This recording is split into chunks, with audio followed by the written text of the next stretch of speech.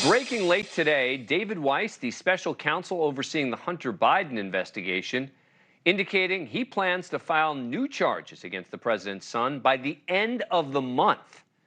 This comes about 6 weeks after the original plea deal between Weiss and Hunter Biden fell apart at the last minute over a dispute about whether he would be immune from prosecution on other potential crimes. Weiss filed a report today in federal court which said, quote, "The Speedy Trial Act requires that the government obtain the return of an indictment by a grand jury by Friday, September 29th, 2023 at the earliest. The government intends to seek the return of an indictment in this case before that date."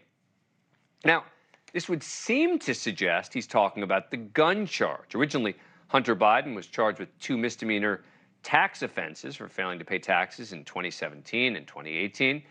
And he was going to agree to a diversion program on the felony gun charge, meaning he would not be prosecuted at all on that charge. Now, Hunter Biden's team claiming today that they believe that agreement on the gun charge is still in place and that he can't be prosecuted for it because both sides signed off on it.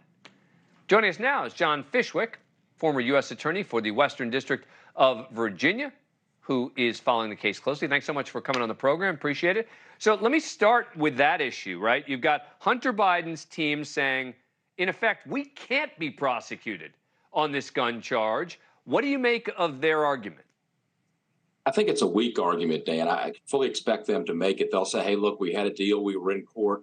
We signed it. Their problem is the judge explicitly questioned Hunter Biden about the deal when they were in court in Delaware. And she concluded there is no deal here. And they asked Hunter Biden what his view of future charges were. And he said, I don't think I can be charged in the future.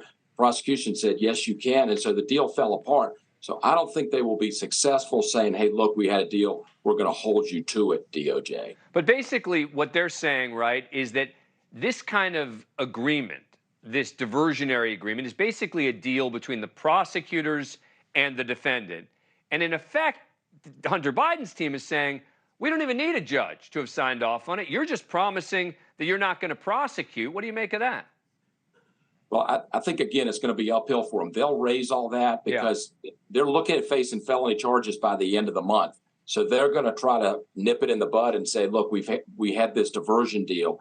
But I think the challenge for them will be the transcript from that hearing with the judge, where she clearly says, I don't think we have a deal here. And Hunter Biden says, I don't think we have a deal here. And so they've tried to piece it together, Dan, since then. Yeah. But I think it's tough to put Humpty Dumpty back together. I think you may be right. So does this mean that there may be separate charges? Meaning it sounds like there's a statute of limitation issue that is more pressing on the gun charge than on the tax charges? Yeah, they've got a speedy trial issue since with the gun charges that are apparently going to run out either in early October. So they filed in court today that they're bringing those charges. I fully expect those to be felony charges, that he made misrepresentations when he applied to get a gun, sought to buy a gun, that he wasn't using drugs or addicted to drugs when in fact he was. They could do the charges separately. They don't have to be in the same court, but I would expect they'll bring them in the same court. But we don't know that yet. They have the power now that he's the special counsel to bring charges anywhere.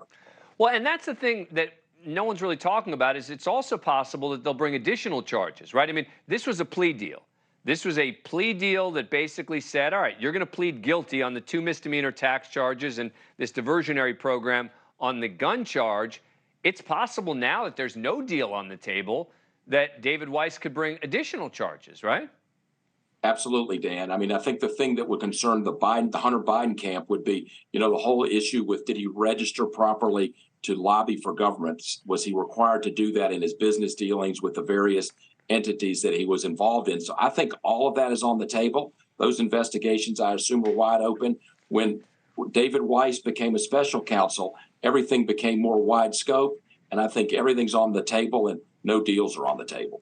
Any chance you think that there still could be a deal that could be worked out? I mean, is this possible that this is a way of the prosecutor, David Weiss, saying, I am deadly serious about this, you better deal, or do you think the deal days are over?